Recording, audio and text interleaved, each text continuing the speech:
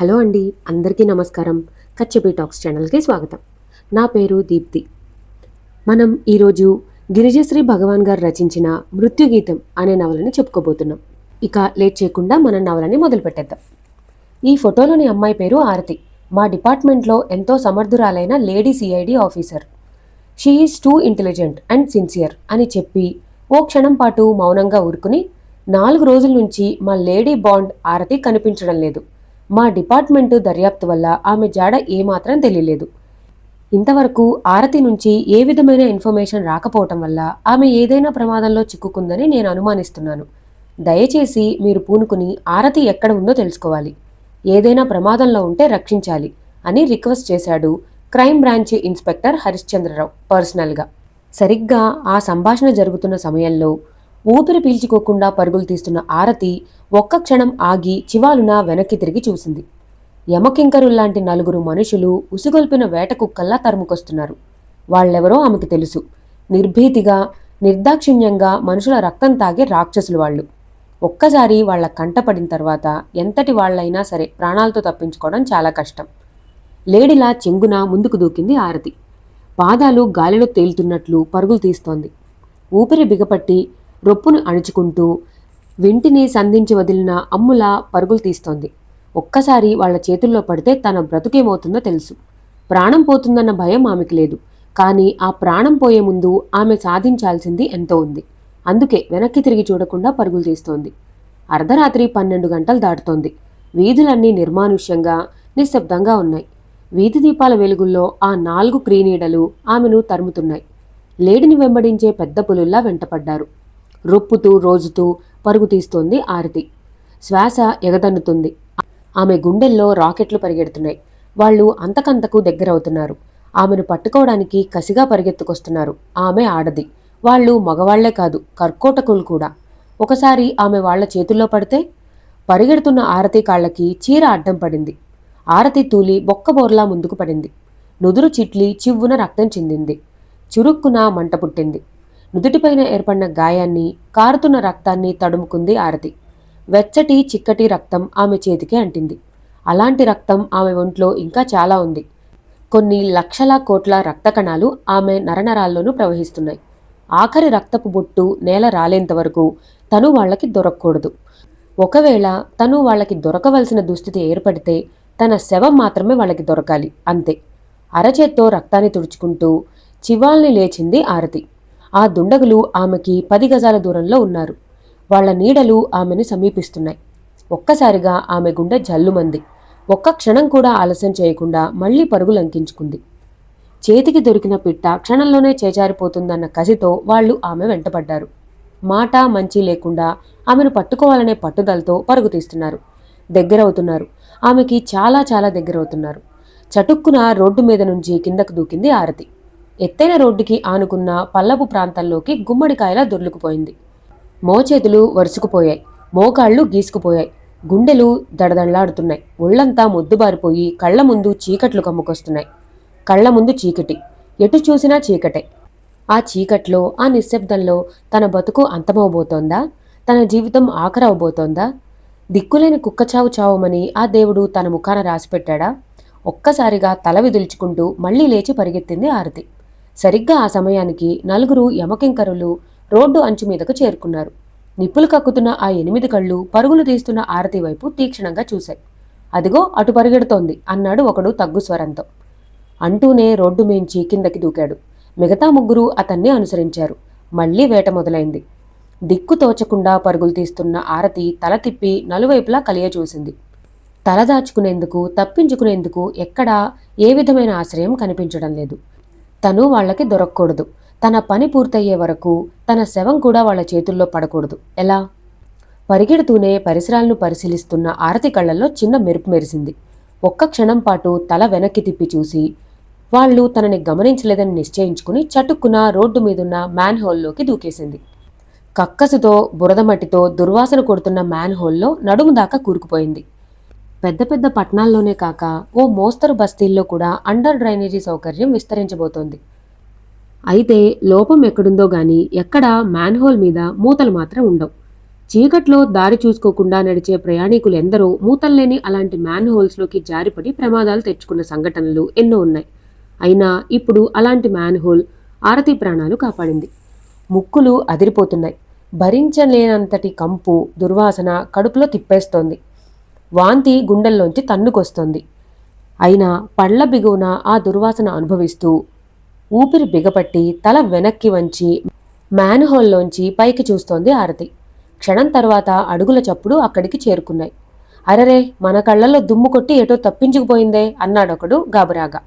దాన్ని పట్టుకోలేకపోతే మన ప్రాణాలు ఎగిరిపోతాయి. ఎక్కడికి పోతుంది? ఈ చుట్టుపక్కల ఎక్కడో నక్కి ఉంటుంది. దాన్ని ప్రాణాలతో పట్టుకోకపోతే చంపి శవాన్నైనా తీసుకురావాలని బాస్ ఖచ్చితంగా చెప్పాడు.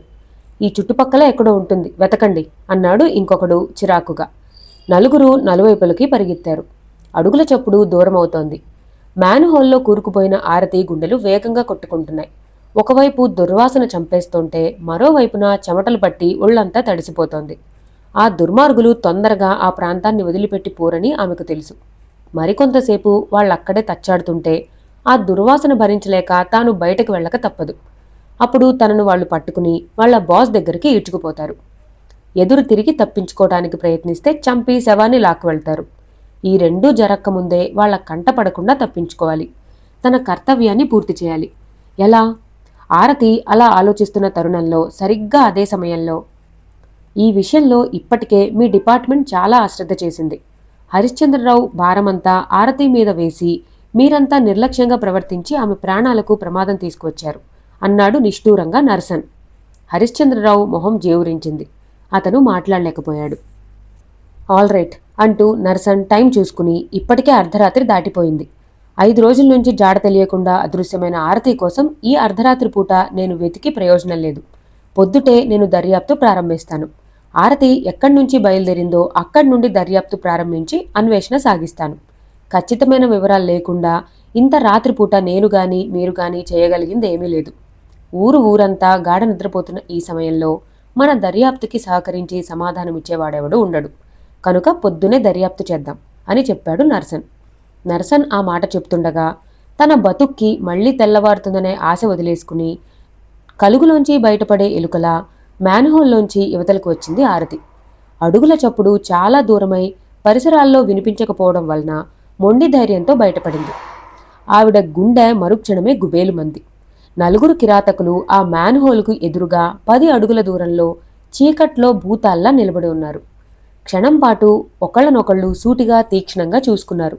మరుక్షణమే 4 ఒకేసారి ఆరతి మీదకు లంఘించారు. ప్రాణాలకు తెగించి చటుక్కున పక్కకి గెంతింది ఆరతి. ఆమె మీదకు ఉరికిన 2 ముందుకు తూలి మ్యాన్హోల్ మీద బోర్లా పడ్డారు. అదే క్షణంలో కాలెత్తి హైహీల్తో ఒకడి పొత్తి కడుపులో పటేల్మని తన్ని, ఇంకొకణ్ణి జుట్టు పట్టుకుని ముందుకు లాగి దవడ మీద చెళ్ళుమని చరిచింది. 2 ఆర్తనాదాలు చేస్తూ కుప్పకూలిపోయారు. మరుక్షణం మెరుపులా అవతలకు గెంతింది ఆరతి. వేటకుక్కలా ముందుకు పరిగెత్తింది. కింద పడ్డ వాళ్లలో ఒకడు లేచి ఆమె వెంటపడి వెనక నుంచి చీర కొంగు పట్టుకు లాగాడు. గబాలున కుప్పకూలిపోయింది ఆరతి. నేలమీద పొన్నకాయలా చకచకా ముందుకు దొర్లింది. చీర ఊడిపోయింది. ఊడిన చీర రెండో కొంగు పట్టుకుని ఒక్క లాగులాగింది. ఆ విసురుకు రెండవ కొంగు పట్టుకున్నవాడు బొక్కబోర్లా తూలి ముందుకు పడ్డాడు. గడ్డం చితికి కళ్ళు బైర్లు కమ్మి ముక్కు ముఖం అదిరిపోగా కెవ్వున అరిచాడు. చటుక్కున లేచి మళ్లీ ముందుకు పరిగెత్తింది ఆరతి. 4 తేరుకుని మళ్లీ పట్టుదలతో ఆమెను వెంబడించసాగారు. తప్పించుకోవటం సాధ్యం కాదని ఆరతి గ్రహించింది. సమీపంలో ఎక్కడా పోలీస్ స్టేషన్ కూడా లేదు. అంత రాత్రిపూట దుండగులు వెంటాడుతున్న ఆ అబలకి ఎవరూ ఆశ్రయం ఇవ్వరు. ఒకవేళ తెగించి ఎవరైనా ఆవిడకు ఆశ్రయం ఇచ్చినా వాళ్లను కూడా హతమార్చి ఆరతినో ఆవిడ శవాన్నో పట్టుకుపోతారు. ఆ సంగతి ఆమెకు తెలుసు. ఆమె చేస్తున్న ప్రయత్నం గురించి వాళ్లు ఇట్టే కనిపెట్టేశారు. ఆరతిని ప్రాణాలతో పట్టుకునే ప్రసక్తి లేదని వాళ్లకి అర్థమైంది. వాళ్లు నిశ్చయానికి రాగానే పిస్తోళ్లు తీశారు. పరిగెడుతూనే పిస్తోళ్లను ఆమె వైపు గురిపెట్టారు. గురి చూడకుండా గుడ్డిగా డామ్ డామ్ అని పిస్తోళ్లు పేల్చారు. చెంగున ముందుకు తూలిపడి అంతలోనే చివాలున లేచి చెమటలు కక్కుతూ ముందుకు పరుగు తీసింది ఆరతి. వీపుకు తగిలిన బుల్లెట్ గాయంలోంచి వెల్లువలా రక్తం ఉబికి ప్రవహిస్తోంది. తాను చావు నుంచి తప్పించుకోలేనని గ్రహించింది. తనని చంపి తన శవాన్ని పట్టుకుపోవటానికి ఆ దుర్మార్గులు నిశ్చయించుకున్నారని ఆమెకు అర్థమైంది. తను చచ్చినా పర్వాలేదు, తన శవం వాళ్లకి దొరకకూడదు. ఎలా? తన శవాన్ని ఆ దుర్మార్గుల బారి నుండి కాపాడగల రక్షకుడెవరు? చెవులు చిల్లులు పడేలా బయ్యిన కాలింగ్ బెల్ మోగుతోంది. బజరు మటన్ మీద పెట్టిన చూపుడు వేలు తీయకుండా నొక్కిపట్టి ఉండటం వల్ల ఆగకుండా అదే పనిగా కాలింగ్ బెల్ మోగుతోంది. అప్పుడే బెడ్ మీదకు చేరుకున్న నర్సన్ చెంగున కిందకి దూకి హాల్లోకి పరిగెత్తుకు వచ్చాడు. అతని మనసు ఏదో కీడును శంకించసాగింది. ఒక్క పరుగున సింహద్వారం వద్దకు వెళ్లి గడియ తీసి బళ్ళున తలుపు తెరిచాడు. తలుపుకి ఆనుకున్న ఆకారం తూలి అతని మీదకు పడింది. సరిగ్గా ఆ క్షణంలోనే గార్డెన్లోంచి పూల మొక్కల మధ్య నుంచి ఢామ్ ఢామ్ అంటూ పిస్తోళ్లు పేలాయి. రివ్వున దూసుకువచ్చిన బుల్లెట్లు ఆకారం వీపు లోపలికి చొచ్చుకుపోయాయి. ఆ బుల్లెట్ల దెబ్బలకి ఆ ఆకారం గిలగిలా తన్నుకుంటూ కుప్పకూలిపోయింది. అంతలో కృపాల్ అక్కడికి పరిగెత్తుకు వచ్చాడు. పరిస్థితిని గ్రహించి నర్సన్ సైగను అర్థం చేసుకుంటూ ఒక్క అంగలో సింహద్వారాన్ని దాటి గార్డెన్ వైపు పరిగెత్తాడు. అప్పటికే 2 ఆకారాలు కాంపౌండ్ వాల్ మీద నుంచి అవతలకి దూకేశాయి. వాళ్ళని అనుసరిస్తూ తారాజువ్వలా అటువైపుకు పరిగెత్తాడు కృపాల్. తన కాళ్ల మీద కుప్పకూలిపోయిన ఆకారం మీదకు వంగి చూస్తూ అదిరిపడ్డాడు నర్సన్. అంతలోనే ఆమె కనురెప్పలు పైకెత్తి ఎగిరిపోతున్న ప్రాణాలను కూడగట్టుకుంటూ నా పేరు ఆరతి అని చెప్పింది బలహీనంగా. తెలుసు అన్నట్టుగా తల ఊపుతూ 2 చేతులతో ఆమెను పొదివి పట్టుకుని పైకెత్తుకున్నాడు నర్సన్. బొటబొట ధారాపాతంగా రక్తం కారుతుండగా ఆమె ప్రాణరక్షణకు వెనుతిరిగాడు. ఆరతి తల అడ్డంగా తిప్పి పేలవంగా నవ్వి మృత్యుగీతం మృత్యుగీతం సేవ్ మై బాడీ అని అస్పష్టంగా గొణిగింది. ఆ మరుక్షణమే ఆమె ప్రాణం పోయింది. నిర్ఘాంతపోయాడు నరసన్.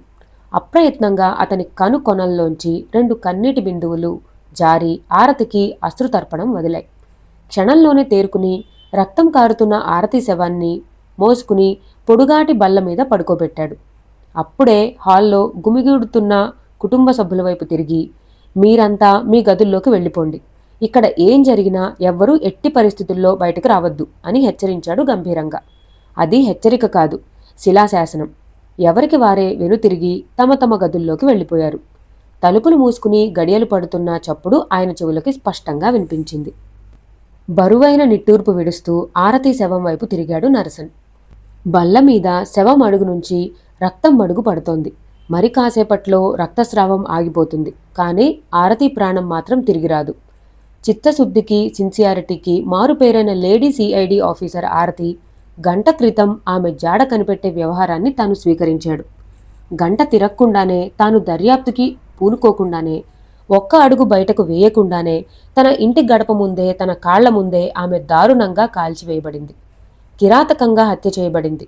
ఎంత దౌర్భాగ్యం!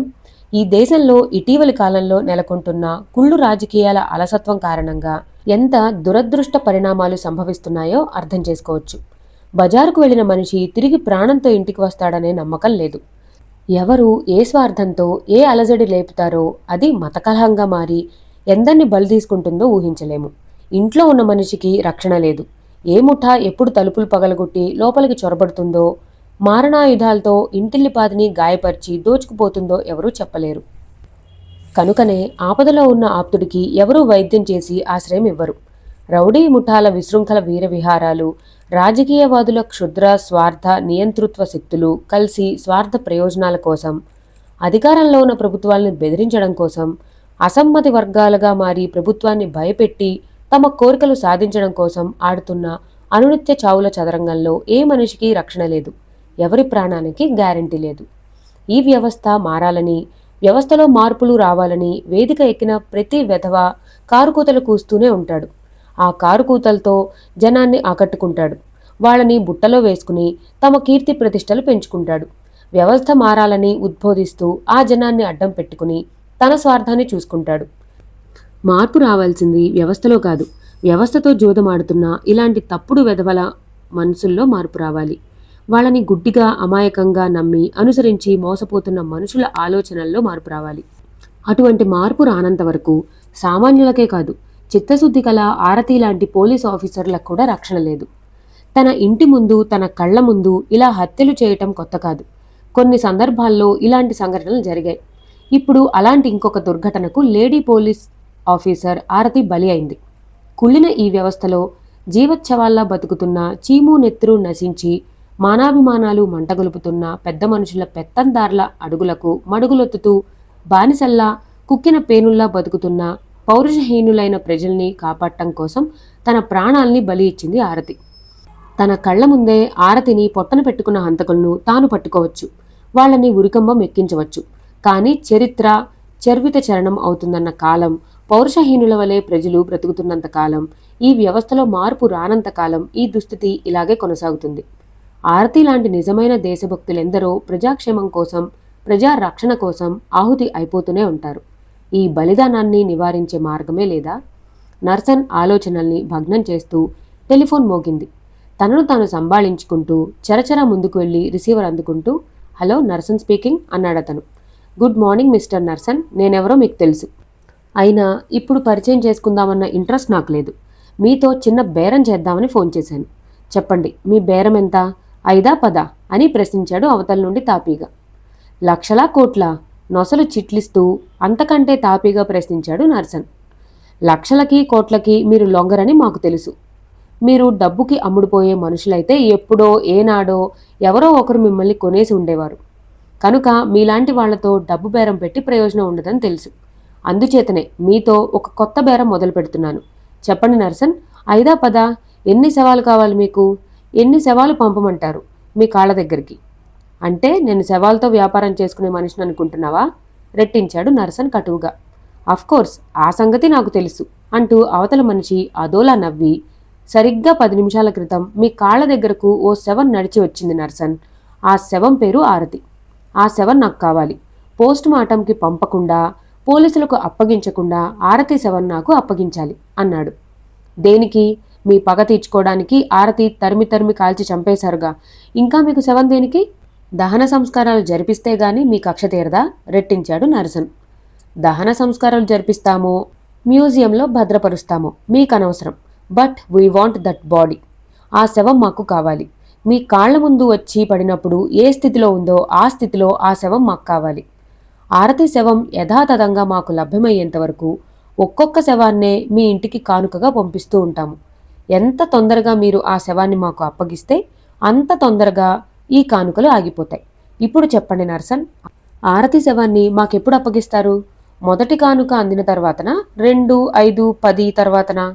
షటప్, డోంట్ టాక్ ఫూలిష్, మధ్యలోనే గద్దించాడు నర్సన్ పటపటా పళ్ళు కొరుకుతూ. ఇలాంటి బెదిరింపులకు లొంగిపోవటానికి నేనే మామూలు మనిషిని కాను. ఈ ఆరతి గాని, మీరు శవాల రూపంలో కానుకగా పంపబోయే అమాయకులు గాని నాకే రక్త సంబంధీకుడు కాడు. ఇలాంటి బెదిరింపులకు జడిసి మీ ఒప్పందాలకి బేరాలకి అంగీకరించాల్సిన అవసరం నాకు లేదు, కటువుగా జవాబిచ్చాడు. ఆ సంగతి మాకు తెలుసు నర్సన్. ఈ బేరానికి మీరు అంగీకరించినంత మాత్రాన మాకేం నష్టం లేదు. మేమనుకున్నది సాధించడానికి అవసరమైతే మిమ్మల్ని కూడా ఓ శవంగా మార్చి ఆరతి శవాన్ని చేజిక్కించుకుంటాం. ఆ శవాన్ని మాకు దక్కకుండా కాపాడాలని ప్రయత్నించే ప్రతి ఒక్కరికి మృత్యుగీతాన్ని వినిపిస్తాం. ఆ మృత్యుగీతం విన్న తర్వాత ఎవరూ ఈ లోకంలో ఉండరు, ఆఖరికి మీరైనా సరే. అందుకే ఆల్ రైట్, మీకు చేతనైతే, మీకు సాధ్యమైతే ఆ మృత్యుగీతాన్ని నాకు వినిపించి నన్ను శవంగా మార్చి ఆరతి శవాన్ని చేజిక్కించుకోండి. Wish you best of luck అని చెప్పి రిసీవర్ని పెట్టేశాడు నర్సన్. బల్ల మీద పడుకోబెట్టి ఉన్న ఆరతి శవం చుట్టూ మడుగులు కడుతున్న రక్తస్రావం ఆగిపోతోంది. ఆమె ఒంటి మీద లంగా జాకెట్టు మాత్రమే ఉన్నాయి. పాదాలకి ధరించిన హైహీల్ షూస్ మీద బురద కక్కసు కలిసి పేరుకుపోయింది. ఎంతో క్లిష్ట పరిస్థితుల్లోంచి తప్పించుకుని బయటపడి ప్రాణాలకు తెగించి అక్కడికి చేరుకుంది. ఆమె ఒంటి మీద కనిపిస్తున్న దెబ్బలు, గాయాల్ని బట్టి అనిపిస్తోంది ప్రాణం పోయే ముందు మృత్యుగీతం అన్న పదాన్ని ఆరతి ఉపయోగించింది. ఇంతకుముందు అదే మృత్యుగీతాన్ని వినిపిస్తామని ప్రత్యర్థులు ఫోన్లో బెదిరించారు. ఏమిటా మృత్యుగీతం? కొన ఊపిరితో ఉండగా తన శవాన్ని కాపాడమని ఆరతి ప్రాధేయపడింది. ఇప్పుడు ఆమె శవాన్ని చేజిక్కించుకోవాలని ఎన్ని శవాలనైనా కానుకగా పెట్టడానికి శత్రువులు సిద్ధపడుతున్నారు. ఎందుకు? ఆరతి శవం దక్కించుకోవాలని శత్రువులు ఎందుకింత పట్టుదలగా ఉన్నారు? తన శవాన్ని కాపాడమని ఆరతి అంత్యదశలో ఎందుకు ప్రాధేయపడింది? ఒంటి మీద సరిగా దుస్తులైనా లేని ఆ శవంలో ఏదైనా రహస్యం ఇమిడి ఉందా? ఒక్క శవం కోసం ఎన్ని శవాలనైనా కానుకగా పంపదలుచుకున్నారంటే ఆ ఒక్క శవం కోసం ఆ శవానికి, ఆరతికి అంతటి ప్రాశస్త్యం ఉన్నదా? ఏంటది? Bad luck. ఆరతి లాంటి సిన్సియర్ పోలీస్ ఆఫీసర్ని మా డిపార్ట్మెంట్ పోగొట్టుకుంది. అన్నాడు హరిశ్చంద్రరావు చెమ్మగిలిన కళ్ళను ఒత్తుకుంటూ. నర్సన్ అతని భుజం తడుతూ, ఓ ఆరతి పోవచ్చు, కానీ ఒక ఆరతిని బలి తీసుకుంటే ఆమె స్థానంలోకి వేలు లక్షలు ఆరతులు పుట్టుకొస్తారని, ఒక్కొక్క ఆడది ఒక్కొక్క ఆరతిగా ఆదిశక్తిగా మారి దుష్టశక్తుల పీచమణుస్తుందని ఆ దుర్మార్గులకు బుద్ధి చెప్పవలసిన తరుణం ఆసన్నమైంది. హరిశ్చంద్రరావు, ఇది ఒక్క ఆరతి మీద జరిగిన దాడి మాత్రమే కాదు, మీ పోలీస్ శాఖ మీద, మొత్తం న్యాయ వ్యవస్థ మీద, మన దేశ రక్షణ మీద జరగబోతున్న దాడికి మచ్చుతునక. మొగ్గలో ఉండగానే ఈ తుమ్మముళ్లను నేలవేసి కాలరాయటానికి మనం దీక్ష వహించాలి అన్నాడు గంభీరంగా. హరిశ్చంద్రరావు జేవురించిన మొహంతో అతని కళ్ళల్లోకి చూస్తూ, మా డిపార్ట్మెంట్లో అవినీతి పేరుకుపోయిందని ఎందరూ అవహేళన చేస్తున్నా మా వాళ్ళు దేశం కోసం, ప్రజల కోసం ఇలా బలిదానం చేస్తూనే ఉన్నారు నర్సన్. అయినా మా సేవలకి విలువ లేదు, మా డిపార్ట్మెంట్కి గుర్తింపు లేదు. ప్రజల దృష్టిలో మేం యమకింకరులం. వాళ్లకి అలాంటి అభిప్రాయం కలగటానికి చాలా వరకు మా వాళ్లే బాధ్యులని నేను అంగీకరిస్తాను. అలాంటి లంచగొండులను ఏరిపారేయాలని నేను విశ్వసిస్తాను. కానీ అలాంటి వాళ్ళందరూ బాగా ఉండి సుఖ సంతోషాలతో తొలతూగుతుంటే, చిత్తశుద్ధితో ప్రజా సంక్షేమం కోసం పాటుపడే ఆరతి లాంటి ఆఫీసర్లు బలి అయిపోతున్నప్పుడే నా గుండెల్లోంచి బాధ తన్నుకొస్తుంది. ఇది శాపమా లేక ఈ దేశం చేసిన పాపమా అనిపిస్తూ ఉంటుంది. ఈ సమస్యకి ఇక ఎప్పటికీ పరిష్కారం లేదా అన్నాడు ఆవేదనగా. నీ ప్రశ్నకు జవాబిచ్చే రోజు ఎప్పుడో ఒకరోజు వస్తుంది ఇన్స్పెక్టర్. అప్పటి వరకు మన డ్యూటీ మనం చేయాలి అని అనునయించి ఓ క్షణం ఊరుకుని, ఇన్స్పెక్టర్, ప్రత్యర్థులు ఆరతి శవాన్ని కోరుతున్నారు. ఈ శవాన్ని పోలీసులకు అప్పగించినా, పోస్టుమార్టం జరిపించినా తీవ్ర పరిణామాలను ఎదుర్కోవాల్సి వస్తుందని శవాన్ని చేజెక్కించుకోవటానికి, ఎంతమందినైనా శవాలుగా మార్చడానికి, మృత్యుగీతాలు వినిపించటానికి వెనుకాడబోమని ప్రత్యర్థి నాయకుడు నన్ను బెదిరించాడు. అయినా భయం లేదు. ఆరతి శవాన్ని పోస్టుమార్టం చేసి శవం లోపల దాగి ఉన్న రహస్యమేమిటో తెలుసుకుంటే కానీ అసలు ఈ మృత్యుగీతం వెనుక ఉన్న అంతర్యమేమిటో మనకు అర్థం కాదు. అందుకే పోస్టుమార్టంకి ఆరతి శవాన్ని పంపే అంబులెన్స్కి కాపలాగా మీతో పాటు నా అసిస్టెంట్ కృపాల్ రాయలను పంపుతున్నాను. ఒకరు వ్యాన్కి ముందు, మరొకరు వ్యాన్కి వెనుక బుల్లెట్స్ మీద ఫాలో అవుతారు. మీరు వ్యాన్ డ్రైవర్ పక్కన కూర్చుని ప్రయాణం చేయండి. ఎట్టి పరిస్థితుల్లోనైనా సరే అంబులెన్స్ హాస్పిటల్కి చేరి తీరాలి. అక్కడ ఆరతి శవాన్ని పోస్టుమార్టం చేయాలి. ఇప్పుడు సమయం 2:30 గంటలే అయింది. కనుక ఈ రాత్రిపూట మిమ్మల్ని ఎవరైనా ప్రతిఘటించడానికి ప్రయత్నిస్తే సులభంగా అటాక్ చేయవచ్చు. సామాన్య ప్రజల దృష్టిలో పడకుండా ఈ వ్యవహారాన్ని దాచి ఉంచవచ్చు. శవాన్ని ఎంతోసేపు నా ఇంట్లో ఉంచడం మంచిది కాదు. ఈ శవాన్ని చేజెక్కించుకోవటానికి మన ప్రత్యర్థులు ఇప్పటికే ప్రయత్నాలు ఆరంభించి ఉంటారు. కనుక మీరు వెంటనే బయలుదేరండి అని ఆదేశించాడు నర్సన్ గంభీరంగా. అంబులెన్స్ వ్యాన్లో నేను కాచుకుని ఉండగా, వ్యాన్ పైలట్స్గా ఉద్దండుల్లాంటి కృపాల్ రాయ్ అనుసరిస్తుండగా మా కళ్ళు కప్పి మమ్మల్ని ఎదిరించి శవాన్ని చేజెక్కించుకోగల ధైర్యం ఎవడుకుంటుంది? You don't worry Narsan. ఆరతి శవాన్ని హాస్పిటల్కి చేర్పించి పోస్టుమార్టం జరిపించే బాధ్యత నాది అని హామీ ఇచ్చాడు హరిశ్చంద్రరావు. సరిగ్గా అదే సమయంలో మళ్లీ ఫోన్ మోగింది. నర్సన్ సైగల్ చేస్తూ చకచకా వెళ్లి రిసీవర్ అందుకుని హలో అన్నాడు గంభీరంగా. మా హెచ్చరిక నిర్లక్ష్యం చేసి ఆరతి శవాన్ని పోస్టుమార్టంకి పంపదలుచుకున్నారా నర్సన్? ఆ శవం హాస్పిటల్ దాకా చేరుతుందనైనా మీ విశ్వాసం? ఆ శవాన్ని మీరు హాస్పిటల్కి పంపలేరు, పోస్టుమార్టం జరిపించలేరు. 10-12 తలలు ఎగిరిపోకముందే ముందు జాగ్రత్త కోసం మర్యాదగా హెచ్చరిస్తున్నాను నర్సన్. మీరు ఆ ప్రయత్నాన్ని మానుకోండి. శవాన్ని యథాతథంగా మాకు అప్పగించండి, లేదా శవం వెంట వచ్చే ఒక్కరిని కూడా తిరిగి మీరు ప్రాణాలతో చూడలేరు. ఖబర్దార్ అని బెదిరించాడా మనిషి కటువుగా. చూద్దాం అని జవాబిచ్చి చటుక్కున డిస్కనెక్ట్ చేసేశాడు Narsan. Well my dear inspector, ఆరతి శవాన్ని హాస్పిటల్కి చేరనివ్వనని, మధ్యలోనే మాయం చేస్తానని ప్రత్యర్థి సవాల్ విసిరాడు. ఆ ఛాలెంజ్ని స్వీకరించి శవాన్ని హాస్పిటల్కి చేర్చి పోస్టుమార్టం జరిపించే బాధ్యత మీది. నా అసిస్టెంట్లు మీ హెల్పర్స్గా మాత్రమే వస్తారు. ప్రొసీడ్ అన్నాడు నర్సన్ నిబ్బరంగా. ఓకే తల పంకిస్తూ తన సిబ్బందికి సైగ చేశాడు హరిశ్చంద్రరావు. బల్ల మీద తెల్ల దుప్పట్లో చుట్టబడి ఉన్న శవాన్ని సమీపించి దాన్ని స్ట్రెచర్ మీదకు చేర్చారు పోలీసులు. లెదర్ కేసులోంచి పిస్తోల్ తీసి సిద్ధంగా పట్టుకున్నాడు హరిశ్చంద్రరావు. అతను ముందు నడవగా మిగతా సిబ్బంది అతన్ని అనుసరించారు. కృపాల్ రాయలు చెరొక బుల్లెట్ మీద వీధిలోకి వెళ్లి మెయిన్ గేటుకి చెరొక వైపున సిద్ధంగా నిలబడి ఉన్నారు. లోపలున్న అంబులెన్స్ వ్యాన్లోకి స్ట్రెచర్ని ఎక్కించటాన్ని లోపల కిటికీ దగ్గర నిలబడి ఉన్న నర్సన్ గమనిస్తున్నాడు. శవాన్ని అంబులెన్స్లోకి చేర్చిన తర్వాత లోపలికి ఎక్కి లోపల నుంచి తలుపులు మూసుకున్నారు. అదే రాత్రి 1 గంటకు ముందు ఆరతి మాయమైన సంగతి చెప్పినప్పుడు అంతగా పట్టించుకొని నర్సన్ ఇప్పుడింత హంగామా ఎందుకు చేస్తున్నాడో ఎవరికీ అంతుపట్టలేదు. అసలు అప్పుడే అతడు దర్యాప్తుకి పూనుకొని ఉంటే ఆరతి ప్రాణాలు కాపాడబడేవేమో. కాపాడబడే సమయంలో మౌనంగా ఊరుకుని ప్రాణం పోయిన తర్వాత శవంతో చెలగాటమాడటం నర్సన్కి ఒక్కడికే చెల్లింది. బ్రతికి ఉండగా ఆరతిని సాధించలేని శత్రువులు ఆమె శవాన్ని సంపాదించి ఏదో సాధించాలని తహతహలాడటం కూడా వింతగానే ఉంది. ఈ చదరంగంలో ప్రత్యర్థి నర్సన్ పంతాలకి పట్టుదల్లకి పోయి ఒకరి మీద మరొకరు ఎత్తులు వేసుకుని ఇద్దరి మధ్య జరిగే చెలగాటంలో ఎంతమందిని బలి తీసుకుంటారో. మళ్లీ గణగణమని టెలిఫోన్ మోగింది. కిటికీ దగ్గర నిలబడి ఆలోచనలతో సతమతమవుతున్న నర్సన్ ఉలికిపాటుతో తేరుకుని చరచరా టెలిఫోన్ దగ్గరికి వెళ్లి రిసీవర్ తీసుకున్నాడు. Congratulations mister Narsan, hats off to your intelligence అని అభినందనలు వినిపించింది. అతనే, శవాలతో బేరాలు చేస్తున్న ఆ మనిషే.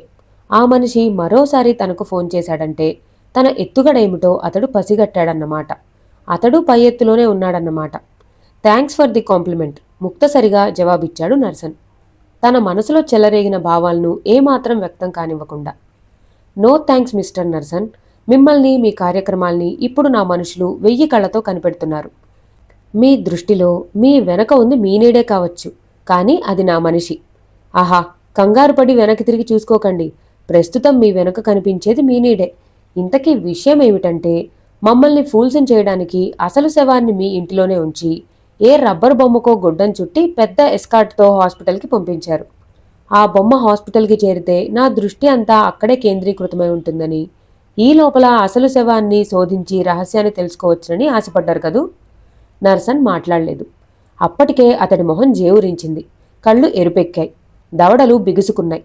ప్రత్యర్థి ఆవలించకుండానే పేగులు లెక్కపెట్టే రకమని గ్రహించాడు.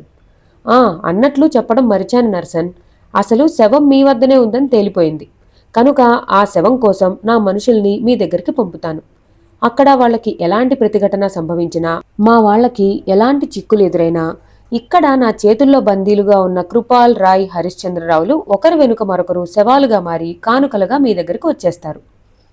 ఆరతి శవాన్ని మాకప్పగిస్తే వాళ్ళు ముగ్గురు క్షేమంగా ప్రాణాలతో మీ దగ్గరికి వచ్చేస్తారు. అది ఉభయ శ్రేయస్కరం కూడా. Letters wait for the result. అసలు ఆరతి శవం కోసం నా మనిషి ఈ క్షణాన మీ గుమ్మం ముందు నిలబడి ఉన్నాడు. Good luck. అవతలి వైపు ఫోన్ డిస్కనెక్ట్ చేస్తున్న చప్పుడు వినిపిస్తుండగా, హలో, ఆరతి శవం ఎక్కడా అన్న ప్రశ్న వీధి గుమ్మంలోంచి వినిపించింది. రిసీవర్ని క్రెడిల్ చేస్తూ ఉలికిపాటుగా వీధి గుమ్మం వైపు తల తిప్పాడు నర్సన్. క్షణం పాటు అతని మస్తిష్కం ముద్దుబారిపోయింది. అదే రూపం, అదే ఎత్తు, అదే విధమైన అవయవ పొందిక, అదే రంగు లంగా జాకెట్టు. చనిపోయిన మనిషి బ్రతికొచ్చిందా? చనిపోయిన మనిషికి డూప్లికేట్ ఉందా? అరగంట క్రితం తన కళ్ల ముందే శవంలా మారిన ఆరతి ఇప్పుడు సజీవంగా గుమ్మంలో నిలబడి ఉంది. అదెలా సాధ్యం? ఆ యువతి నిర్లక్ష్యంగా లోపలికి ఒక్క అడుగు వేసి, నా పేరు ఆరతి, ఇక్కడ ఉన్న శవాన్ని తీసుకుపోవటానికి వచ్చాను అని చెప్తూ హ్యాండ్ బ్యాగ్లోంచి పిస్తోల్ తీసి నర్సన్కి గురిపెట్టింది. ఇస్తావా చేస్తావా అని బెదిరించింది కటువుగా. ఆ హెచ్చరిక వింటూ నిర్ఘాంతపోయాడు నర్సన్. ఇక్కడ మన నవలకి ఒక చిన్న బ్రేక్ ఇద్దామండి. తర్వాత ఏం జరగబోతుందో మనం వచ్చే భాగాల్లో తెలుసుకుందాం. ఈ వీడియో మీ అందరికీ నచ్చినట్టయితే నా ఛానల్ని సబ్స్క్రైబ్ చేసుకోండి. Thank you for watching.